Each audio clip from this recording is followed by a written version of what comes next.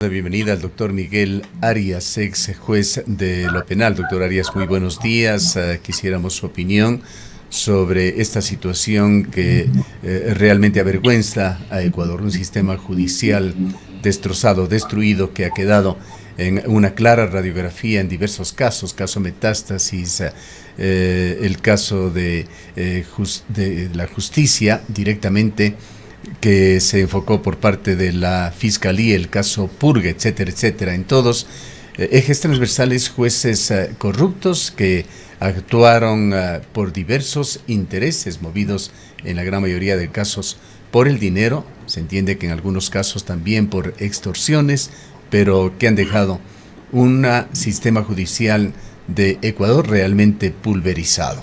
Su opinión, doctor Arias, sobre la situación actual y sobre lo que se viene. Buenos días, Gustavo. Buenos días, Rosana. Un verdadero privilegio participar en su espacio y compartir con seguidores de Antena 1. Quisiera parodiar al filósofo alemán Nietzsche. Cuando hablaba de la muerte de Dios, yo diría algo parecido, ¿no? Que el sistema de justicia ha muerto en el país.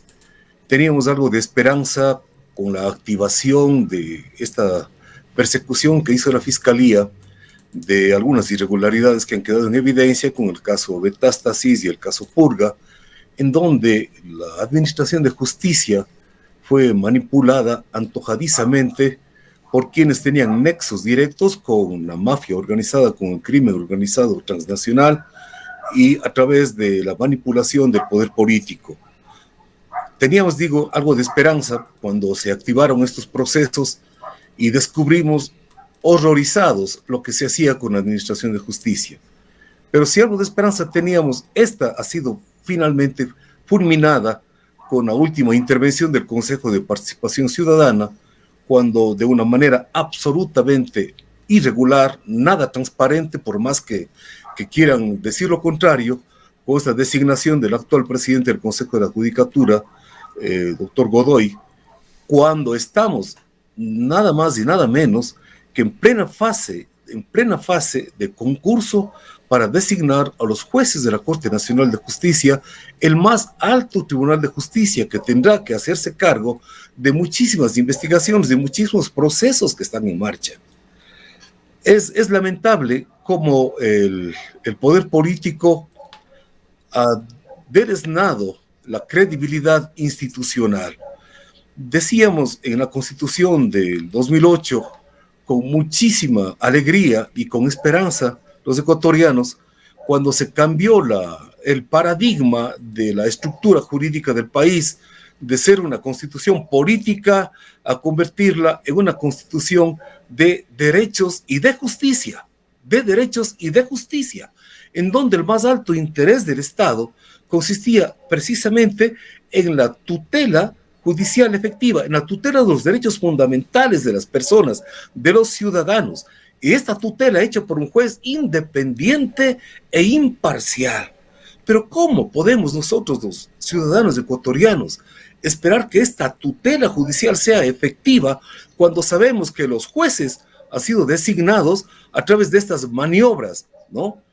Algo parecido a lo que sostiene una dirigente sindical aquí en uno de los hospitales de la ciudad. Todos entraron por...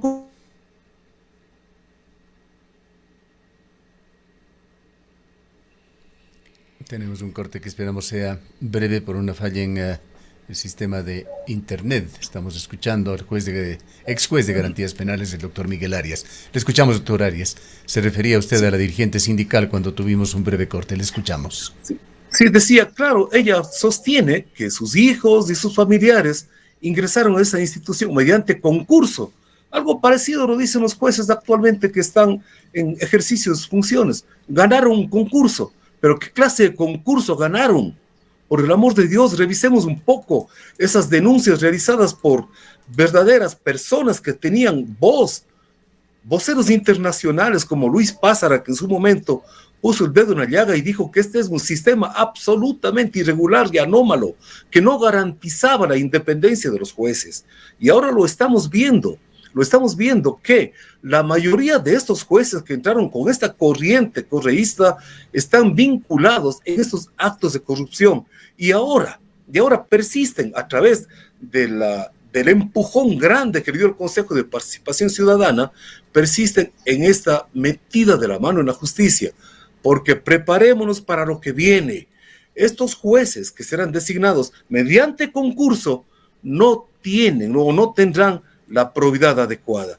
No se trata solamente de la idoneidad.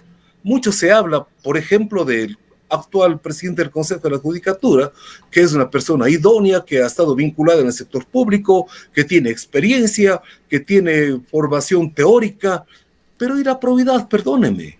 La probidad no solamente personal como tal, de su trayectoria, de su transparencia profesional, sino además, ¿de qué probidad podemos hablar cuando hay una designación absolutamente irregular, risible? Perdóneme, ¿cómo quedamos a nivel internacional con esta designación a través del Consejo de Participación Ciudadana a una persona que no reúne el mínimo de probidad?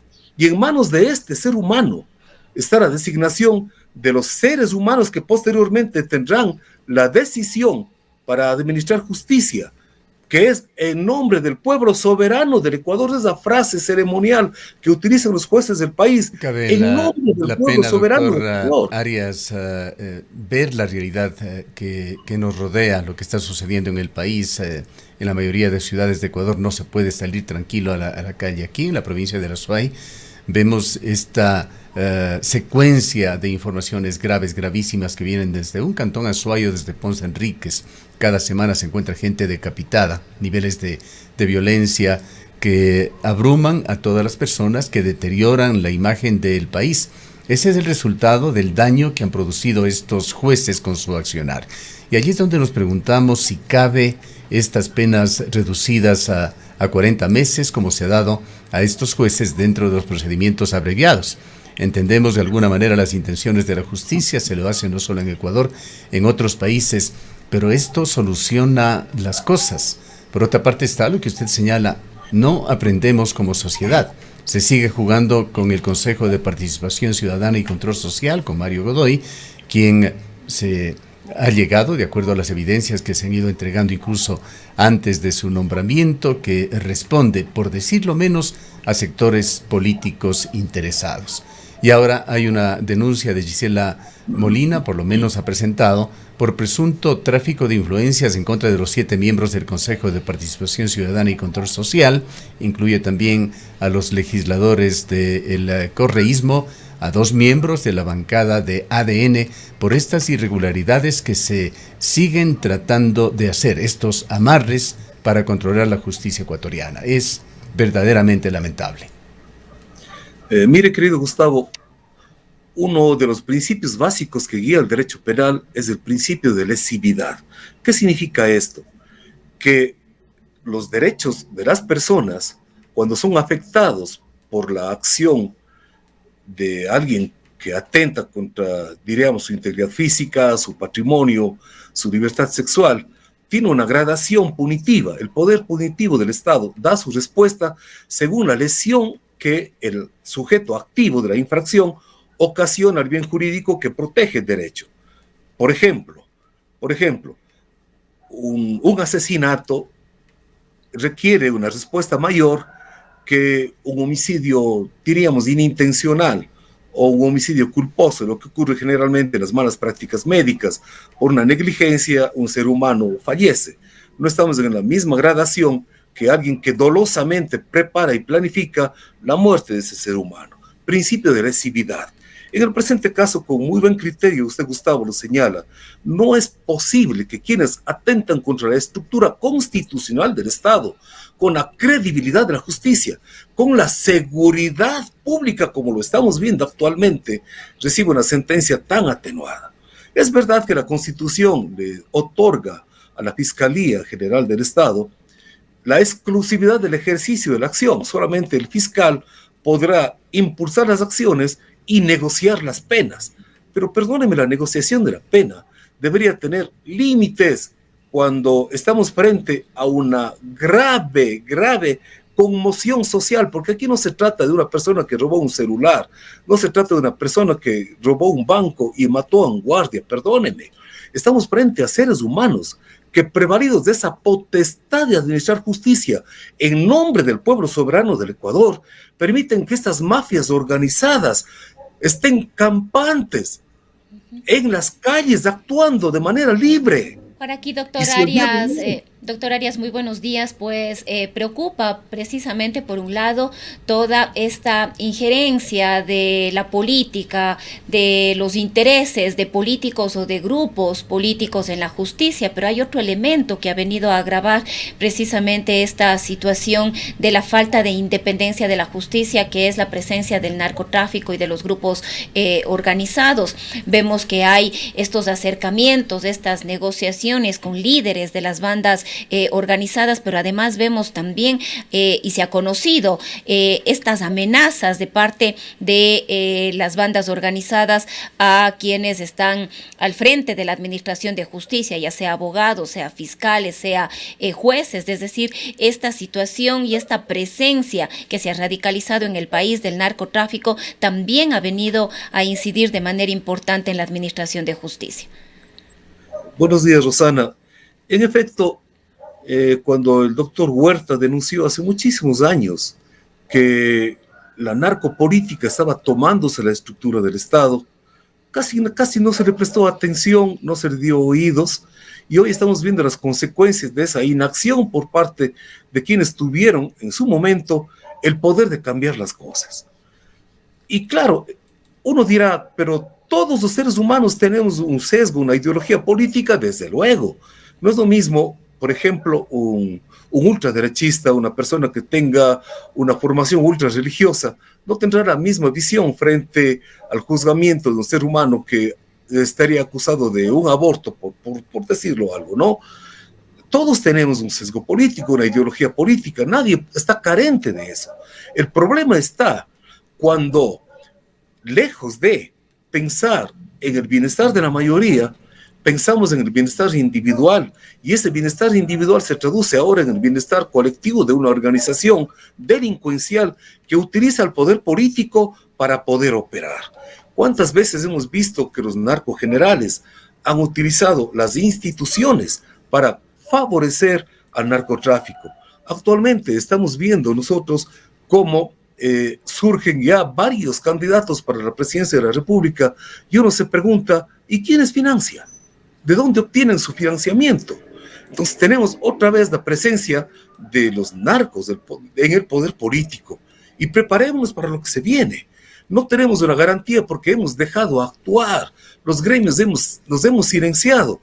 Recién ahora veo con mucho agrado, por fin, ya era hora, por fin, de que aquí el gremio del Colegio de Abogados de la SUAY ya se pronuncie con respecto a las irregularidades que existen en el Consejo de la Judicatura, aquí en la Dirección Provincial. Ya era hora de que se investigue por qué razón llenan de determinado sector de la provincia, del país. Perdóneme, yo no soy regionalista, pero sí sería interesante que se investigue por qué razón cantidad de jueces o funcionarios judiciales que participan en concursos en lugares muy apartados para asegurar su triunfo. Hablemos de Zamora, de Sucumbíos, de Macas, hoy están aquí administrando justicia en la provincia de la SUAY. ¿Favorecidos por quién? Investiguemos. ¿Y qué pasa en cambio con los seres humanos, con los profesionales que se prepararon y ganaron un concurso para ejercer como jueces aquí en la ciudad de Cuenca? Fueron obligados a trasladarse a Macas. Eso es una realidad. Pero ¿por qué se dan ese tipo de situaciones y de maniobras? Debe investigarse. No podemos permitir que hoy, el día de hoy, quien opta como candidato, nada más y nada menos que a ser parte de la Corte Nacional de Justicia, él se haya autoproclamado el triunfador en un concurso cuando fue director del Consejo de la Judicatura. Él promueve el concurso, él gana el concurso y él se nombra y se posesiona como ganador del concurso. Perdóneme, ¿de qué estamos hablando? Y callamos y silenciamos por estas maniobras. Por esto el poder ahora, político... ¿Qué se puede esperar, doctor Arias, de lo que se viene, de esta falta de aprendizaje de las lecciones con Mario Godoy frente al Consejo de la Judicatura y teniendo en sus manos temas delicadísimos como el nombramiento de jueces de la Corte Nacional de Justicia, incluyendo 3 jueces de lo penal con injerencia en los casos más graves que se ventilan en Ecuador, y ese Consejo de Participación Ciudadana y Control Social con la tarea de delinear el nombramiento de un nuevo fiscal del Estado en tan solo 8 meses. Mi querido Gustavo, no podemos esperar absolutamente nada porque no hay voluntad política. Desde muchos años atrás estamos descubriendo y estamos denunciando las maniobras que realiza el Consejo de Participación Ciudadana. Recordemos que Guillermo Lasso, cuando estuvo de candidato, él ofreció destruir, eliminar el Consejo de Participación Ciudadana y el Consejo de la Judicatura. ¿Qué hizo? Absolutamente nada cuando tenía en sus manos la voluntad de cambiar las cosas. Actualmente, obviamente que estamos con un gobierno transitorio, apenas 1 año y algunos meses, pero no hemos visto ninguna intención de cambiar las cosas. Al contrario, se denuncia que la Liga Azul, denominada así, ¿no es cierto?, con esta alianza, ¿no es cierto?, de quienes gobiernan con el correísmo, se tomaron otra vez el Consejo de Participación Ciudadana y a través de esa maniobra se tomaron nuevamente la justicia. Entonces, ¿qué podemos esperar? Estamos los ciudadanos absolutamente desamparados porque el poder político no tiene voluntad de cambiar las cosas. Se dice que se requiere una constituyente para cambiar la estructura del Estado, porque evidentemente el Consejo de Participación Ciudadana constituye un elemento de esta estructura que no puede ser reformada solamente por la Asamblea, porque es algo muy delicado. Pero esa constituyente no se da ni se dará, porque no hay el poder para hacerlo, no hay esa voluntad para cambiar las cosas. Tendremos que seguir observando las maniobras y se darán cuenta los ciudadanos qué tipo de personas llegarán a ser designados jueces. No se diga, que no se quiera decir aquí que el hecho de ser un abogado en libre ejercicio no significa que tenga ese viso. Desde luego, un abogado en libre ejercicio tiene la potestad constitucional de patrocinar a las personas independientemente de su credo político, religioso, económico, etc. Pero, ojo, entonces cuando vemos que la designación está dada a través de maniobras de sectores políticos, entonces esa imagen de transparencia ya se empaña. Ya no podemos hablar de un origen legítimo, de un origen sano. Siempre me gusta a mí recordar que en el derecho penal se habla de la teoría del fruto del árbol envenenado. Si el árbol está envenenado, los frutos también están envenenados. ¿Cómo podemos nosotros esperar algo diferente de una persona que en su designación, por lo menos cuestionada, irregular y anómala, dé una postura, una garantía de una designación transparente de jueces que tanto necesitamos y tanta falta le hace al país? Y existen seres humanos capaces y muy probos para ejercer esa delicada función, pero el poder político no lo va a permitir. Ahora, doctor Arias, entendemos que el Consejo de la Judicatura es el ente llamado a observar las actuaciones de los jueces y, por supuesto, la misma función judicial está en sus manos de hacer una depuración interna. No obstante, nos preguntamos si esta estructura institucional también es la responsable de todos estos problemas que estamos viendo y si debería tener reformas. El Consejo de la Judicatura debería reformarse, debería desaparecer. ¿Qué debería pasar ahí? Yo pienso que tiene que ser un organismo estrictamente administrativo, que administre el presupuesto, que pague a los jueces, que se encargue de la infraestructura que necesita la administración de justicia, pero nada más, un órgano administrativo. El problema está en que se le ha dado un superpoder para que controle a los jueces y se ha convertido en la práctica en un juez de jueces. Y usted muy bien lo dice, Rosanita. ¿Cómo es posible que el Consejo de la Judicatura no haya advertido a tiempo las acciones irregulares de aquellos jueces que estaban actuando de la mano de quien detentaba la dirección del Consejo de la Judicatura y que hoy está guardando prisión? Me refiero a Wilman Terán. Le agradecería referirse también, doctor Arias, a este caso de cercanía al cual usted se refirió, la investigación por tráfico de influencias y fraude procesal al Consejo de la Judicatura local que ha pedido el doctor Rubén Calle, presidente del Colegio de Abogados. ¿Qué connotaciones tiene esto? Yo creo que hay que sentirse por un lado satisfechos que por fin se está develando estas irregularidades, porque antes todo el mundo silenciaba. ¿Y cómo lo silenciaban? Con amenazas internas, ¿no? He escuchado al doctor Rubén Calle cómo denunciaba que internamente quien detenta la administración de la Dirección Provincial del Consejo de la Judicatura enviaba a sus observadores para que le mantengan informada y para que amenacen. Yo recuerdo ese procedimiento que se daba también en el tiempo del correísmo, cuando era juez, enviaban a los observadores a la sala de audiencias para que inmediatamente informen qué juez no dictó la prisión preventiva, pero ¿de qué independencia estamos hablando? Y no solo eso, después se atrevieron a enviar delegados a los estudios de los jueces, a las oficinas de los jueces, para decirles que desde arriba están pidiendo que se actúe de tal manera.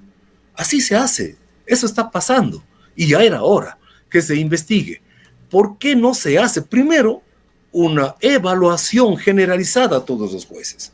Y veremos que ninguno de ellos, o muy pocos, podrán pasar por lo menos la fase teórica. Quisiera que se investigue por qué razón se acumulan las causas. No se venga a decir aquí que existe una carga procesal bastante grande y que el Estado no dota del presupuesto adecuado para aumentar el número de jueces. Perdóneme, eso no es una excusa. Se acumulan las causas porque muchos jueces no saben cómo despachar las causas. Vaya a ver el colapso que existe en la unidad de la familia. Jueces absolutamente improvisados, perdóneme, con decisiones hasta risibles que quieren obligarle a un adolescente a que reciba tratamiento psicológico, que es un tratamiento médico, ¿no? Que reciba un tratamiento psicológico obligado con un determinado profesional. Y eso se da.